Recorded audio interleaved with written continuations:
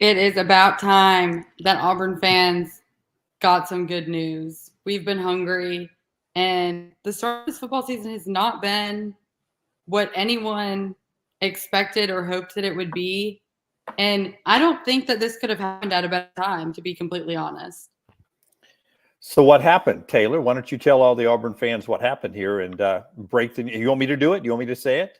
I'll say it. You got it, Dunaway. You got it. Deuce Knight has flipped his commitment from Notre Dame to Auburn, and you've been at games all year long where, in fact, I think Deuce Knight's been to more games at Jordan-Hare Stadium than you have this year, and you're an Auburn grad. That kid knows his way down to Jordan-Hare Stadium. He has made it official now. He's flipping his commitment from Notre Dame to Auburn, and we're here to react. Yeah, it has been 4 out of 5 home games that he was at, I believe. And the one that he did not attend, I think that he had a minor injury during his Friday night game. So I don't know if he was planning on being there and that impacted it. But he's been 4 out of 5 games. And I think it was Daryl Dapprich with this quote. But once everyone started doubting that this was happening and everyone kind of thought that Deuce was off the table, he said, you need to watch what they do and take that into account more than you're listening to what people are saying. And, you know, that's what people always say is actions speak louder than words. I will tell you this, getting to your reaction to the chat room, go ahead and chat over there, no matter where you're watching us. But this is thebarnauburn.com, thebarnauburn.com. So make sure you tell your friends about this and sign up. Charlie 5, Kyle, and Zach will have reaction to this later on tonight, but we wanted to give you guys a chance to react in real time, and that's what you're doing. Ernest just gives you 5 strong muscle arms right there. He feels it's strong. Johnny goes, Johnny with no H, by the way, just a lot of O's, N's, and Y's. Huge with 3 exclamation points. OG22, War Dam, CWTAU, so CW Taw. Am I first here? No, Taw, you were not, but you're there early. Holy hot damn. War Damn Eagle Deuce says Wonder Boy. War Damn Eagle from Kent. War Damn Eagle from Brian. How do we get this guy after starting 2 and 3? Tyler wants to know. Tyler, I'll answer that one real quick. Hugh Freeze, primary recruiter on this guy. Rarely do you have a head coach being primary recruiter unless it's a quarterback. You're a play calling coach. Ironically, primary recruiter on Deuce Knight for Ole Miss, Lane Kiffin was. So not many head coaches are primary recruiters on somebody unless it's a quarterback and you're a play caller. So that's why you got him after a 2 and 3 start, Tyler. Wonder Boy circles back. He's been dating us long enough. Glad he finally decided to marry us. It's a good time to point out, signing day still a few days away in December. This is a, let me put it this way.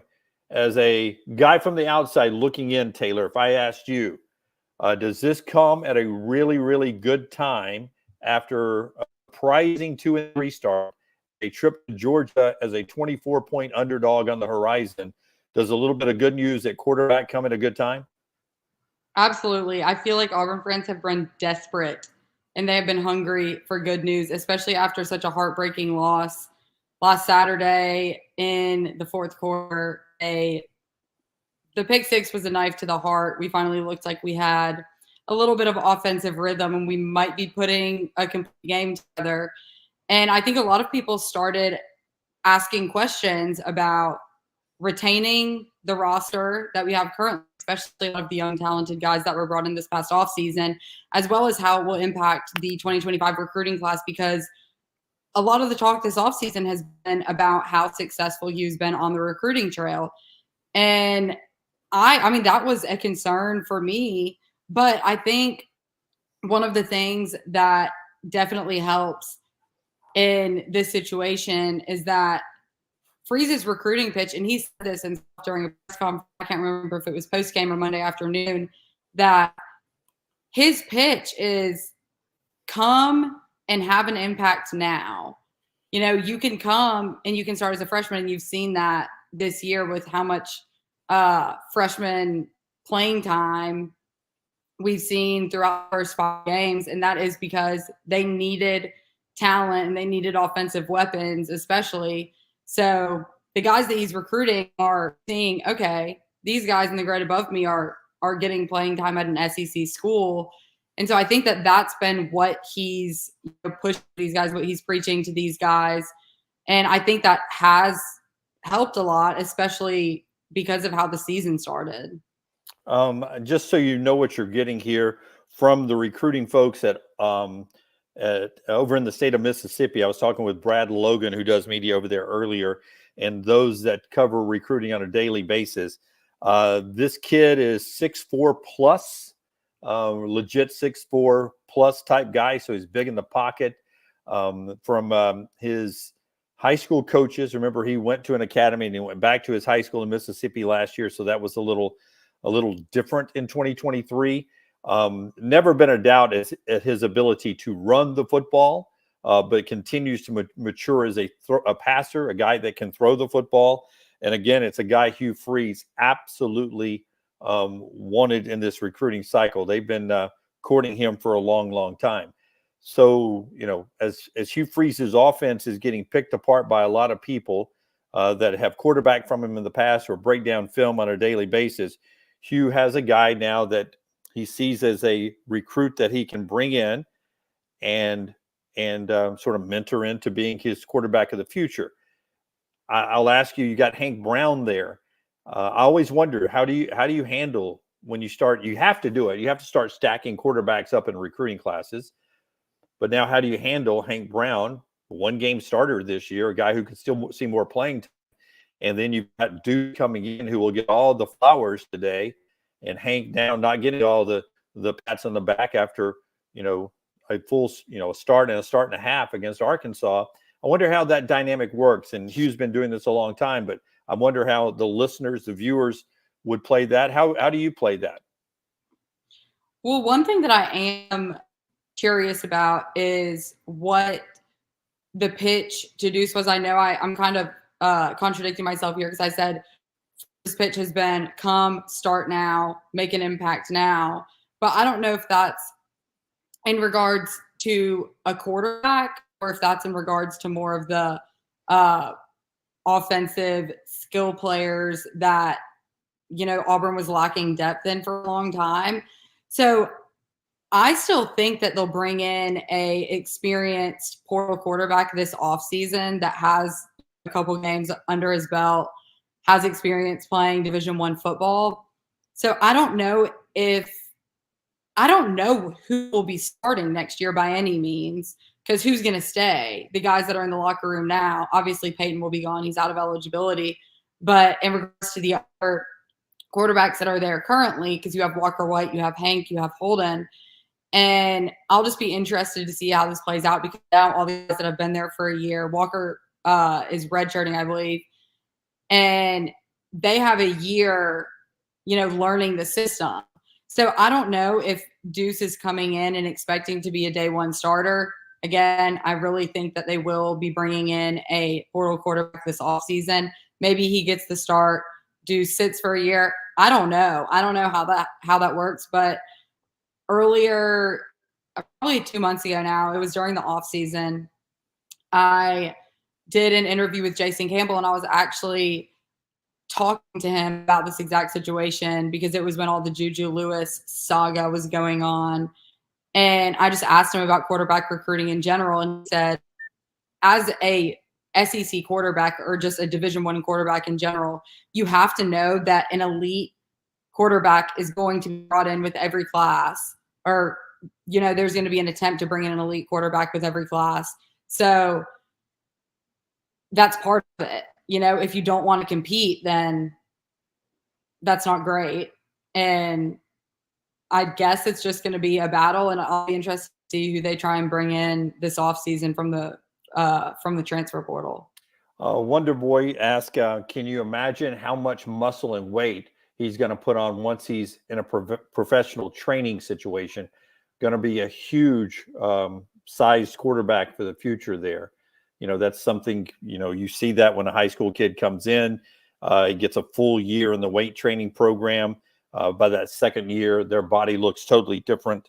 You see that specifically with offensive linemen. I think offensive lineman is the hardest position to transition from high school and immediately play the very first year. But you see it happen more now than it used to, because I think our high school training programs have gotten so much better. And I think the ability now of the colleges to sort of impact you if you're a big recruit in high school and sort of work with your weight training staff on how to do it.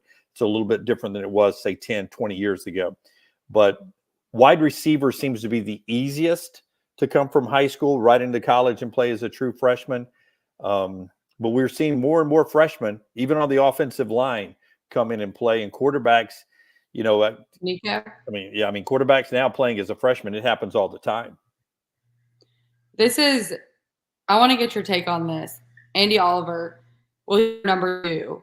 So this was a debate that Zach Blackerby and Charlie 5 had. It may have been on Zach's show. I can't remember. But it turned into a big debate about retiring numbers and the thoughts on that. If you should retire numbers, if you shouldn't, or if there's an elite player, a once in a lifetime athlete that comes through your program, do you retire their number? You just put in like a ring of honor and then use it as a recruiting tactic for other players down the road, saying, hey, this number isn't open to everyone, but I don't know how much that really weighs into a decision, which I wouldn't think a lot. But what's your take on that? I'm not big on retiring numbers, because I'll use the New York Yankees as an example. They do retire numbers, and there's not a single digit number available now. So let's just say if you're a 19-year-old superstar that wants to play for the Yankees, and I really want to be number 2, or I really want to be number 9, or I want to be number 7. It was my dad's number, it was my granddad's number. Maybe I don't sign with the Yankees. That rarely happens in baseball, but I think it legit happens a little bit more in college basketball and college football, that I want to be a certain number. It's not the end all be all, but I'm not a big retire the number kind of guy. And sometimes your program is so good that you can't retire numbers. You got to have a ring of honor. So I would definitely do a ring of honor or something like that, or just have a damn good program, and don't worry about ring of honors or anything. Just being a part of the program was your ring of honor, right? Exactly. And Deuce Knight comes in as by the services. I hate to do this. Every time I do this, the last 4 or 5 recruits we've had for Auburn and Alabama, I feel like I've gotten it wrong. Is he a consensus 4-star? Have you seen him as a 5-star anywhere? I mean, that changes, a year, but he's a highly sought after dude, his 4-star quarterback. Obviously, the Notre Dame commitment there. And Chip says, I'm wondering how much Ole Miss was really involved.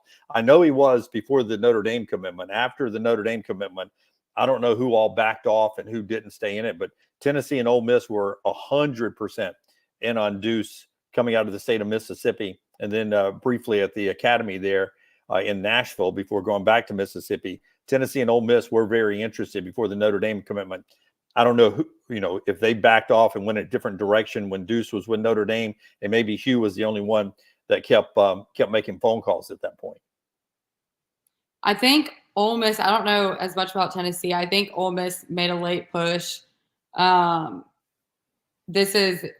talked about this a lot at thebarnauburn.com. So there's a lot of good information there from those guys that have sources that are very tied into a lot of these programs.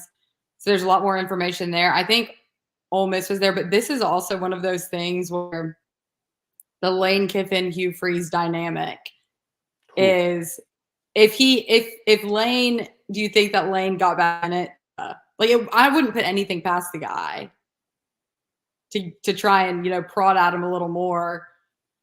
Yeah, it's a long way to signing day, to your point. Yeah. This guy wants to know, Taylor, does this back you off the ledge? Alan, you've had a couple of pictures at Jordan Hare where you've been staring at the camera with a blank look on your face, talking about being on the ledge. Football losses on Saturday, does a recruiting Wednesday back you off the ledge? It does a little, because I think a lot of what has been in question and talked about is Hugh Freeze is an offensive mind. He's supposed to have these electric, explosive offenses putting up, racking up points every game. What happened? And I've been listening to a number of different people talk about it, because I'm trying to figure out the same thing. And I've started looking at actual numbers instead of just the win-loss column. And it is a lot. There's a lot of improvement when comparing a lot of the statistics from last year to this year. And the offense moves the ball effectively. They just have a hard time scoring points in the red zone and obviously turnovers. So this backs me off the ledge because from a player's point of view, if he didn't see Hugh Freeze's plan coming to fruition, and yes, there's the losses, yes, but he thinks that he can come in. Maybe he thinks, I'm the guy. I'm the guy that can come in, be the elite quarterback that connects all the dots on this offense and make magic. So, yes, this backs me off the ledge because if a player's seeing that, he feels confident in Freeze's offensive plan, then that 100% makes me feel better about the situation. Glenn says last year everybody was talking about Walker White being the man, and now we seem to have forgotten about him. He's on the roster, maturing, getting better. You never know if Deuce has to fall in behind him and work that forward, or if Deuce gets promised any playing time. You never know how all that works out. Listen, I'll remind you that if you are not subscribed to premium content, I don't want to brag, but Kyle this morning on the morning podcast, Top Button podcast, he already told you that this was going to happen today, most likely. And here it is happening about 12 hours after he said it's going to happen. So you can get that premium content at thebarnauburn.com, thebarnauburn.com, starting out just for $1, $1 a month. And we've got a lot of upgrades coming up there, the way it looks technology-wise and everything. But down and dirty, just good content, the premium content. Just $1 a month to start out to see if you like it, thebarnauburn.com. Some of you may be watching this for free, and that's another great part of thebarnauburn.com. And if you're an Alabama fan watching this, and I see some in the chat room, covercrimson.com for that. We own both of those sites. But thebarnauburn.com, you can jump in, watch these shows for free. Never have to subscribe to anything. But maybe you'll get a 12-hour heads up on what's about to happen if you've got the premium content starting at just $1. So go check that out. We always remind you, give us a thumbs up when you're watching the videos on YouTube, also on Twitter, like and subscribe, Instagram, wherever you get thebarnauburn.com, like and subscribe everywhere. Be with us on game days, both on thebarnauburn.com and Next Round Live. Taylor, EG, and a bunch of folks send out a lot of great content. Scott Forrester from locker rooms, on the field, and everything. It's the place to be on football Saturdays. And listen, we're not going to sit here long with you tonight. We wanted to give you a chance to react a little bit. But throughout the night, Zach and Charlie, Kyle Rush will be with you, and they'll jump on and give you some big thoughts. And then Kyle will have his podcast to start out your morning tomorrow morning for the drive to work.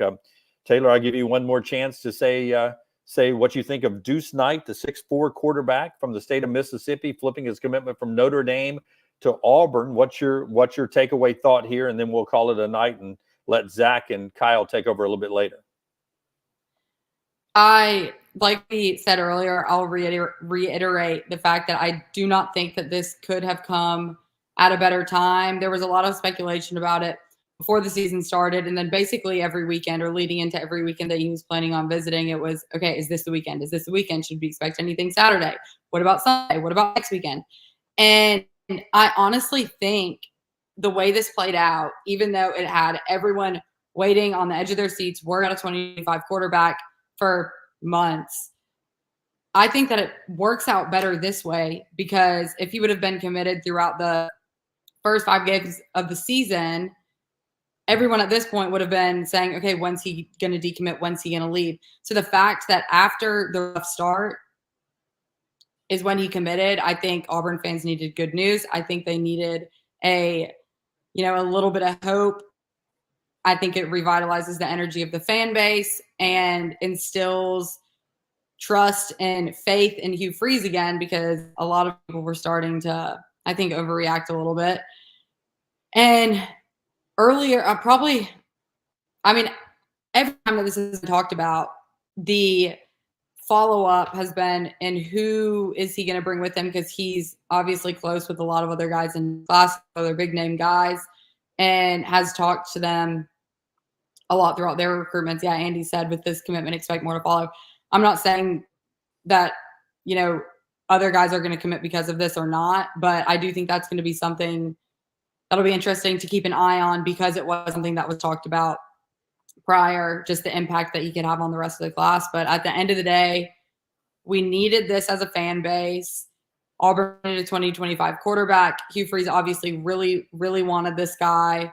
And I think this is much needed bit of good news for Auburn in general.